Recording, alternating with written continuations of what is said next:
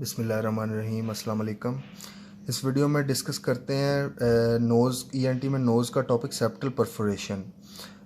तो nasal septum की perforation जो है यानी कि नेज़ल सेप्टम है, ये इसमें कोई सुराख हो गया है तो इसको कहते हैं सेप्टल परफोरेशन।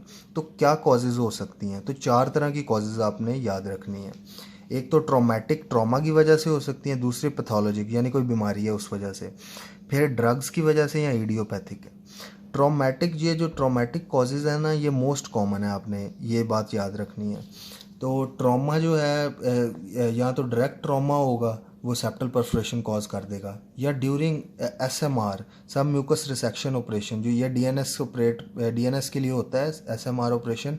इसमें अगर ज़्यादा जो है वो बोन और कार्टिलेज को रिमूव कर दें हम, तो उस वजह से भी जो, और ऑपोजिट साइड के फ्लैप को भी जो है ना म्यूकोपेरिकॉन्ड्रियल फ्लैप को कट कर दें, तो फिर सेप्टल परफोरेशन हो सकती है एसएमआर में। इसके अलावा नोज़ पिकिंग, नाक में कोई चीज़ मारी है सेप्टम में जिसकी वजह से परफोरेशन हो गई है, या कॉटराइजेशन में हो सकती है।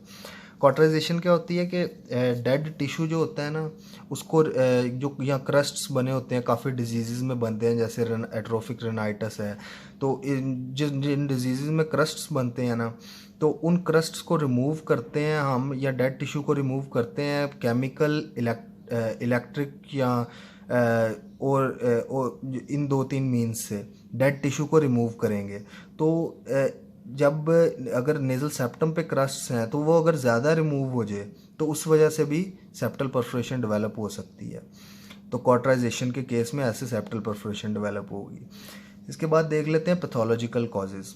तो सेप्टल एब्सेस बन गया है, अगर सेप्टल एब्सेस है तो उसमें जो सेप्टल कार्टिलेज होती है उसकी निक्रोसिस हो जाएगी। ज़ाहिर सी बात है, ये इन्फेक्शन होता है, इसमें पस एक्यूमुलेट हो जाती है, तो सेप्टल कार्टिलेज की निक्रोसिस होगी जिसकी वजह से परफोरेशन डेवलप हो जाएगी। नेज़ल मायासिस के केस में हो सकती है, ये होते हैं मैगट्स ऑफ द नोज़। के मैगट्स होते हैं, एक फ्लाइज हैं जो नोज़ में जाके नोज़ को इन्फेक्ट करेंगे, और जो नेज़ल सेप्टम है उसकी निक्रोसिस करवाना शुरू कर देते हैं, नेज़ल सेप्टम को कम्प्लीटली डिस्ट्रॉय कर देती हैं ये मैगट्स, फ्लाइज। तो इस केस में भी सेप्टल परफोरेशन हो सकती है। फिर राइनोलिथ और फॉरेन बॉडी नोज़ में भी परफोरेशन डेवलप कर सकती है। राइनोलिथ होते हैं स्टोन फॉर्मेशन इन नोज़, या कोई फॉरेन बॉडी नोज़ में चली गई है जिसने फिर आगे इन्फेक्शन कर दिया है, या वो नेज़ल सेप्टम को डिस्ट्रॉय कर देती है जिसकी वजह से परफोरेशन डेवलप हो जाती है। फिर सिस्टेमिक डिजीज़ हैं, टीबी, लेप्रोसी या सिफिलिस, इसमें भी जो है ना सेप्टल परफोरेशन डेवलप हो सकती है। इसमें ये बात आपने याद रखनी है कि टीबी और लेप्रोसी में जो सेप्टल परफोरेशन होगी वो सिर्फ कार्टिलेजिनस पार्ट में होगी, कार्टिलेज पार्ट में, जबकि सिफिलिस जो है ना वो बोनी पार्ट में परफोरेशन कॉज करती है। ठीक है, टीबी और लेप्रोसी जो है वो कार्टिलेज पार्ट में परफोरेशन करेंगी, जबकि सिफिलिस जो है वो बोनी पार्ट में परफोरेशन करेगी। फिर इसके अलावा वेजनस ग्रैनुलोमाटोसिस में भी हो सकती है। ये एक ऑटोइम्यून डिसऑर्डर होता है जिसमें ग्रैनुलोमास बनते हैं। तो ये ग्रैनुलोमा बनेंगे, उधर सारा इम्यून प्रोसेस होगा और डिस्ट्रक्शन हो जाएगी नेज़ल सेप्टम की, जिसकी वजह से परफोरेशन डेवलप हो जाएगी। फिर ड्रग्स की वजह से, स्टेरॉयड स्प्रेज या कोई कोकेन अब्यूज़र्स हैं, तो उनमें भी परफोरेशन डेवलप हो सकती है। अब क्लिनिकल फीचर्स देख लेते हैं कि परफोरेशन में कैसे पेशेंट प्रेजेंट कर सकता है। तो जो है आपने याद रखना है कि अगर तो स्मॉल एंटीरियर परफोरेशन है, ये नेज़ल सेप्टम है, नेज़ल सेप्टम की एंटीरियर साइड पे अगर कोई परफोरेशन है, तो इंस्पायरेशन, जब वो सांस लेगा तो उसके दौरान विस्लिंग साउंड प्रोड्यूस होगी, सीटी की आवाज़ आएगी।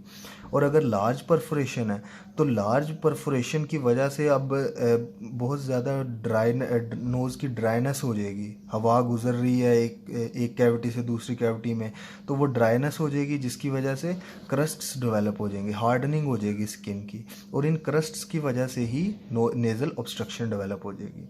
ठीक है, ये बात आपने याद रखनी है। ट्रीटमेंट में बहुत आसान ट्रीटमेंट है कि अगर तो स्मॉल परफोरेशन है तो उसको सर्जिकली हम जो है ना एक प्लास्टिक का फ्लैप लगा देते हैं परफोरेशन के सामने, तो जिससे परफोरेशन करेक्ट हो जाती है।